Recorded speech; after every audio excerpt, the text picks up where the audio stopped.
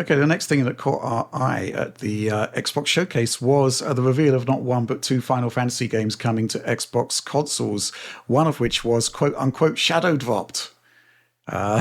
Final Fantasy VII Remake Intergrade, obviously it's out on PlayStation. It's coming to Xbox, which is a delight and a surprise.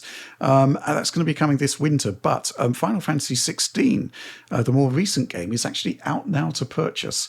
And purchase it I did. And Oliver, you took a look at it. So, yeah, I mean, bearing in mind our schedules at the moment, question is whether we're going to have time to actually do a full analysis of this. But I think your first contact with the Xbox version is intriguing enough already. It's very intriguing, very intriguing. Oftentimes with these console ports to Xbox or PlayStation from another console platform that's extant, we don't expect too much, but this is like throwing me for all kinds of curveballs. So yeah, this is just a quick look. It's not a full review, obviously, but I compared a number of matching shots and a cutscene in the early game across the 5 mode and console variations we have here between PS5, Series S, and Series X, and the results are bizarre. So starting with Series X, it has 2 visual modes, a graphics mode and a frame rate mode, just like PlayStation 5. But the graphics mode has some weird problems relative to PS5. Firstly, the Series X is softer and lower resolution. So in this shot, the PS5 is at 1440p roughly, and the Series X is at 1224p or so. So that's a bit of a curious difference. Oftentimes we don't see that big of a resolution divergence between the two consoles, and oftentimes it favors the Series X in these comparisons. But in this case, it's favoring the PS5 by quite a large margin, and it's a lot softer. Both seem to be using the TSC-MAA plus FSR1 combo, but the PlayStation 5 version shipped with at launch. But the Xbox version is consistently lower resolution, and you can easily count the stair steps here. There seems to be a contrast difference between the two. I have both consoles set to default brightness in this game with HDR off, limited range capture, but on Xbox the highlights are not as bright and sometimes the shadows are a little bit lifted. It's really weird. There are some other minor visual differences, like some divergences in the grass shadows here, and there are also some issues in some shots where there's a dramatic divergence in the foliage rendering, where the Xbox just kind of looks broken in some trees and some bushes here, so that's very odd. Just as a sanity check, by the way, I did just like make sure there's nothing wrong with my system or something. I tested Doom the Dark Ages on both consoles. I quickly matched up some shots, and they looked identical in terms of the gamma presentation, the brightness, and the contrast, and all that good stuff. So yeah, just a weird issue with this game, apparently. Both of them run the game at 30 FPS without any particular drops. Both PS5 and Series X here generally do run the game at 30 FPS. Then there's the frame rate mode, which threw me for even more curveballs. So it's similar, but the resolution difference is even bigger. It's a huge difference. So in this shot, we're going back to this shot. PS5 is 1080p. Series X is 720p. So it's a lot lower. It's consistently lower throughout the shots I tested. I believe there's DRS here. It also has some level of detail concessions, so there's less detailed archways here and less detailed foliage. But in performance terms, the PS5 in this area is super wobbly in this opening kind of section, between 45 and 60 FPS, typically except in battle, where the res decreases and performance hits 60 FPS more regularly. That John covered that kind of optimization strategy in his initial video. That does seem to be the case here still. But Series X is basically a locked 60 FPS in combat and during exploration, outside of cutscenes, which run at 30 FPS on both platforms, but outside of those, Series X is at 60 FPS. Then there's Series S, which only has one mode.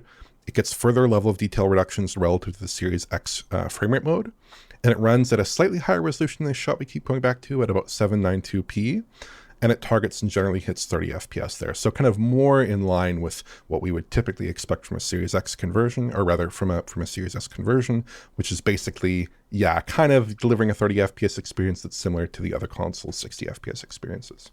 So I don't know quite what to think here. The contrast issue and a couple other issues I think need to be addressed. It's very bizarre.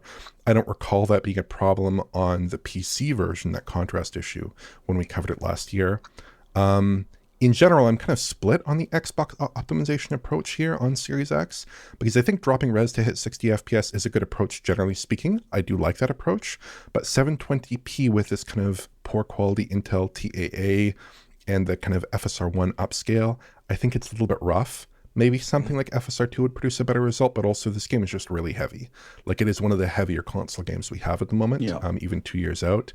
So I'm not sure you necessarily get a good result in either case at 60 FPS, but I have been playing this game, by the way, recently on PS5 Pro. I've been playing through the DLCs, And even in the frame rate mode, it doesn't stay at a high enough frame rate consistently to stay within the PlayStation 5 Pro's VRR window.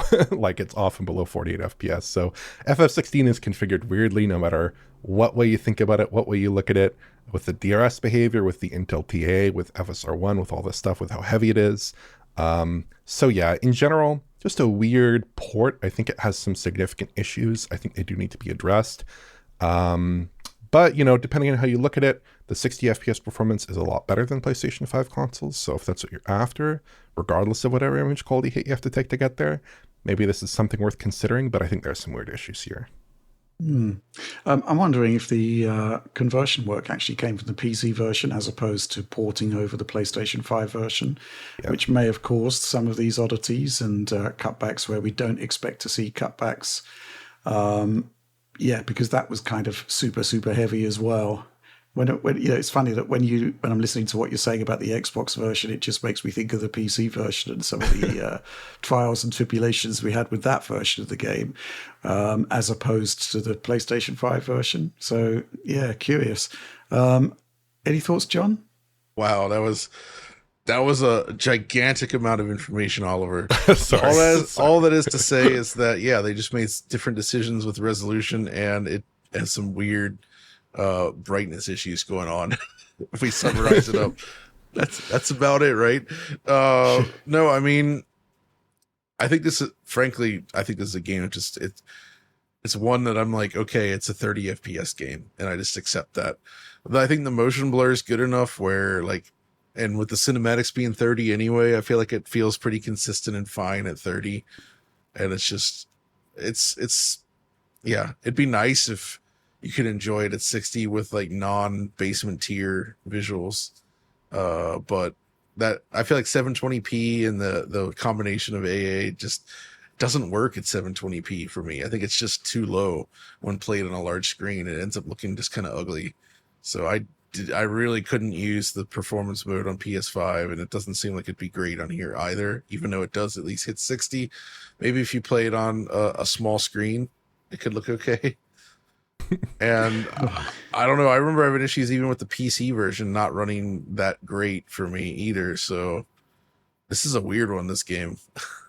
Just in terms of I'm just thinking, you know, obviously this is a late port, and the concept of a late port isn't really going to happen next generation because people would just buy it from Steam or whatever and just run the PC version on their 10th generation Xbox. Exactly. And I'm kind of curious as to what's going to happen at that point.